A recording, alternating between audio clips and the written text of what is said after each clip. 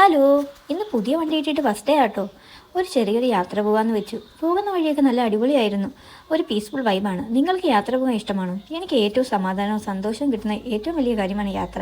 ഇന്നത്തെ യാത്ര പൊന്മുടിയിലേക്കാണ്. അങ്ങനെ നമ്മൾ ഹെയർപിൻ ബെൻഡൊക്കെ കയറുമ്പോൾ തന്നെ എന്താ വ്യൂ ആണ്, എന്ത് രസമാണ് കാണാൻ. ഇതൊക്കെ കണ്ടറിഞ്ഞാലേ അതിൻ്റെ ഭംഗിയെ മനസ്സിലാവും.